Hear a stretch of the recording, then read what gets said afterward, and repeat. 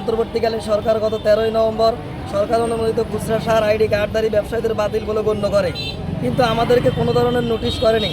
তাদের নিজ একান্ত মতামতে কৃষি মন্ত্রণালয়ের ওয়েবসাইটে এই তথ্য প্রকাশ করে, কিন্তু দেখা গেছে আমরা 44,000 খুচরা সার বিক্রেতা প্রায় 30 বছরের মতো সুনামের সাথে ব্যবসা করে আসছি এবং 5 কোটি কৃষককে সেবা দিয়ে আসছি। তাই আমরা যদি না থাকি কৃষক মারাত্মকভাবে ক্ষতির সম্মুখীন হবে এবং আমাদের 6 কোটি পরিবারের পরিজন নিয়ে জীবন জীবিকা হুমকির মুখে পড়বে। আমাদের খুচরা সরকারদারীদেরকে বাতিল করেছেন, আমাদেরকে কোনো নোটিশ না দিয়ে আমাদেরকে বাতিল করেছেন, তাদের ওয়েবসাইটে আমরা দেখতে পাচ্ছি। তাই আমরা আজকে 44,000 সারা বাংলাদেশে আমাদের 44,000 রিটেলার আছে।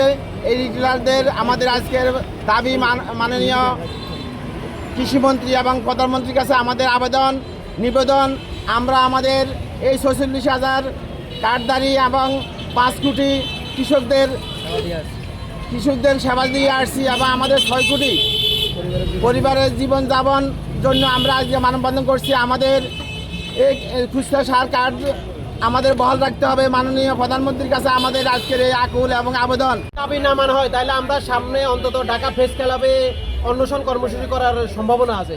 তো যদি মাননীয় প্রধানমন্ত্রী এবং কৃষিমন্ত্রীর দৃষ্টি আকর্ষণ করে বলছি, ওনারা যদি নির্বাচিত সরকার গণতন্ত্র পথে হাঁটে তাহলে আমরা দেশে কোনো বিশৃঙ্খলা করতে চাই না।